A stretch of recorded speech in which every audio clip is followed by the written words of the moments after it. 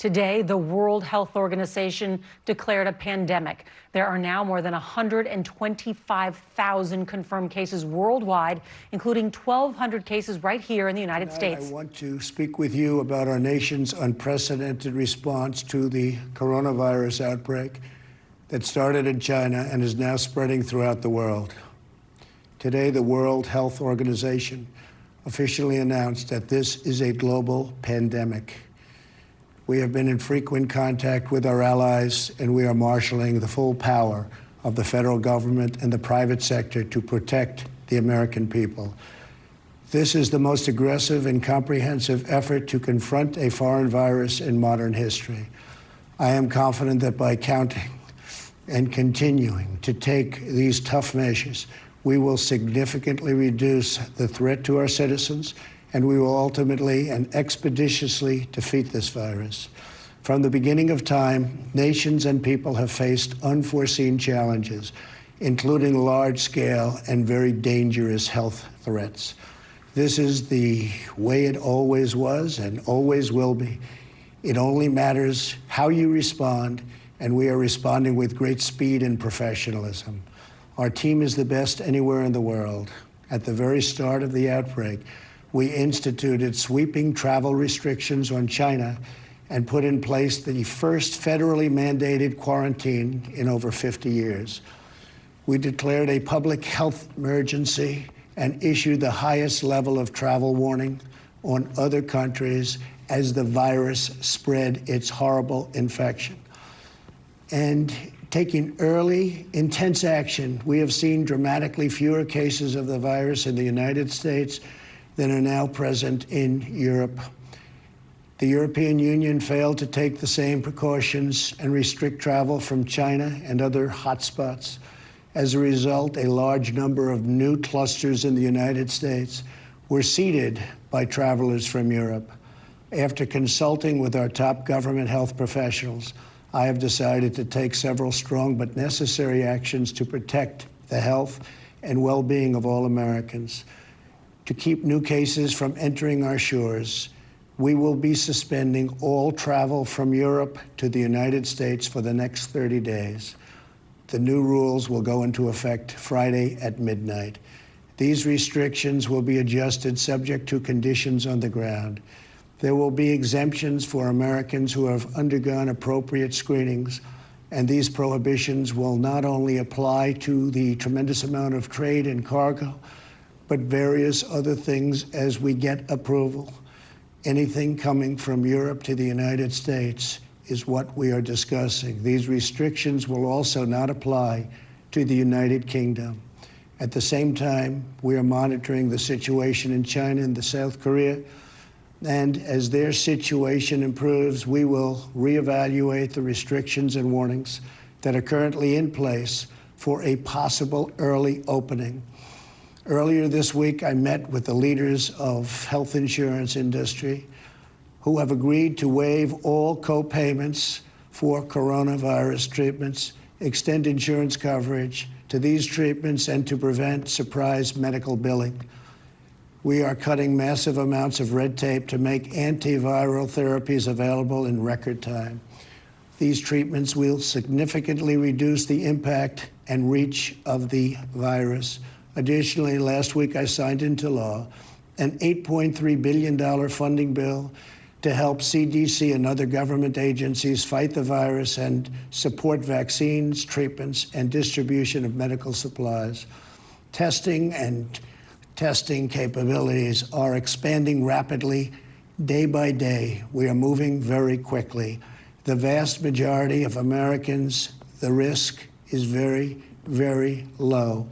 Young and healthy people can expect to recover fully and quickly if they should get the virus. The highest risk is for elderly population with underlying health conditions. The elderly population must be very, very careful. In particular, we are strongly advising that nursing homes for the elderly suspend all medically unnecessary visits. In general, older Americans should also avoid non-essential travel in crowded areas. My administration is coordinating directly with communities with largest outbreaks, and we have issued guidance on school closures, social distancing, and reducing large gatherings. Smart action today will prevent the spread of the virus tomorrow. Every community faces different risks, and it is critical for you to follow the guidelines of your local officials who are working closely with our federal health experts, and they are the best. For all Americans, it is essential that everyone take extra precautions and practice good hygiene. Each of us has a role to play in defeating this virus. Wash your hands, clean often used surfaces, cover your face and mouth if you sneeze or cough, and most of all, if you are sick or not feeling well, stay home. To ensure that working Americans impacted by the virus can stay home without fear of financial hardship, I will soon be taking emergency action, which is unprecedented, to provide financial relief. This will be targeted for workers who are ill, quarantined, or caring for others due to coronavirus. I will be asking Congress to take legislative action to extend this relief. Because of the economic policies that we have put into place over the last 3 years, we have the greatest economy anywhere in the world by far. Our banks and financial institutions are fully capitalized and incredibly strong. Our unemployment is at a historic low. This vast economic prosperity gives us flexibility, reserves, and resources to handle any threat that comes our way. This is not a financial crisis. This is just a temporary moment of time that we will overcome together as a nation and as a world. However, to provide extra support for American workers, families, and businesses, tonight I am announcing the following additional actions. I am instructing the Small Business Administration to exercise available authority to provide capital and liquidity to firms affected by the coronavirus. Effective immediately, the SBA will begin providing economic loans in affected states and territories. These low-interest loans will help small businesses overcome temporary economic disruptions caused by the virus. To this end, I am asking Congress to increase funding for this program by an additional $50 billion. Using emergency authority, I will be instructing the Treasury Department to defer tax payments without interest or penalties for certain individuals and businesses negatively impacted.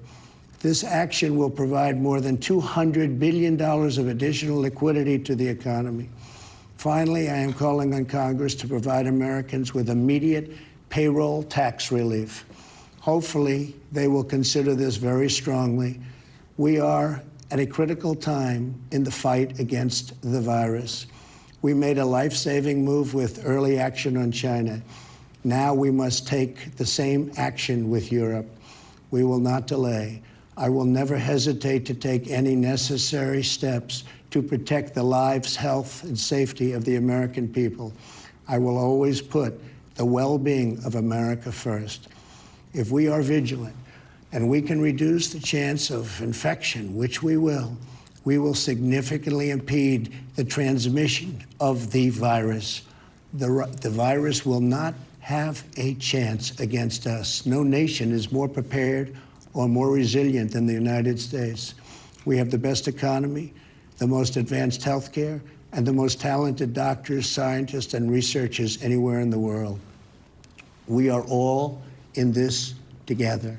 We must put politics aside, stop the partisanship, and unify together as one nation and one family. As history has proven time and time again, Americans always rise to the challenge and overcome adversity. Our future remains brighter than anyone can imagine. Acting with compassion and love, we will heal the sick, care for those in need, help our fellow citizens, and emerge from this challenge stronger and more unified than ever before. God bless you, and God bless America. Thank you. And there, the president, for the first time from the Oval Office, addressing a pandemic now of the global coronavirus outbreak. Want to bring in Major Garrett, our chief Washington correspondent. The president there saying we are all in this together, but clearly this address meant to reassure the fears throughout this country. This is a different crisis for this president and this presidency and this entire administration. You can't give this a nickname. You cannot belittle the coronavirus. It is growing, it is spreading, and the president is right. That travel restriction on China, as every public health official we've talked to said, bought the country time. What's the problem now? We don't have enough tests, they're not being administered fast enough, and we don't know how many cases the country has. That's why you see dominoes falling all day today across sporting venues, colleges, athletic events. People are shutting things down because they don't know what the risk factor is. One of the reasons for that is because the administration was slow to move on testing. And when the president says we will beat this over time, that's not reassuring the markets, and it's not reassuring institutions that have to make decisions about large gatherings because they don't know exactly how threatening this is. And so when the president talks about we're all in this together, he's absolutely right. But the public sees this and needs a lot more reassurance than one Oval Office address. Extraordinary to hear the President of the United States giving public health advice in terms of washing your hands, staying home from work if you are sick. Want to bring in Weijia Zhang at the White House. And Weijia also announcing some concrete steps in terms of severe travel restrictions. That's right, Nora. The president just announced that he is restricting all travel from Europe to the U.S. for 30 days and says there will be exceptions for Americans, for example, who have the proper screening ahead of time. But he says anyone and anything that comes into this country will have to undergo extra testing to make sure that when it is here, it is not going to impact Americans. He also talked about significant economic relief that he intends to give to Americans, which includes that payroll tax holiday that he's been talking about. He also said that he would defer the tax payments that Americans have.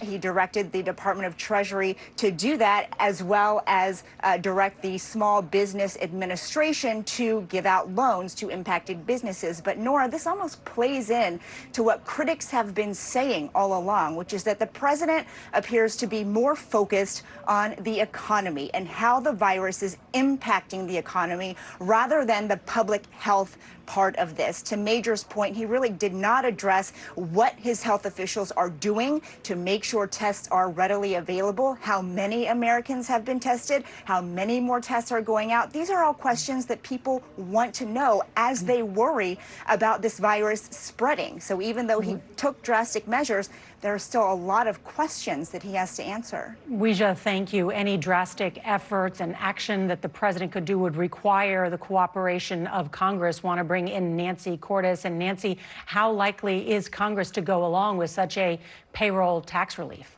Well, Nora, Congress actually hasn't been waiting for this president to make an announcement. They are actually planning to vote in the House tomorrow on a sweeping package aimed at helping families and low-income workers in particular. This bill would expand unemployment insurance for people who lose their jobs as a result of this outbreak, would provide paid sick leave for up to a few months so that people are encouraged to stay home when they do get ill, and it would expand access to food security programs like food stamps and Meals on Wheels. And we're seeing a lot of bipartisan support for this package, even though it's being crafted so hastily, Nora, that we haven't been told exactly how much it's going to cost, probably in the tens of billions of dollars. No doubt, an emergency effort underway there as well. Nancy, thank you. Our coverage continues on our streaming service, CBSN. You can also find it at cbsnews.com. Most stations will now return to regular programming. For some of you in the West, the CBS Evening News is next.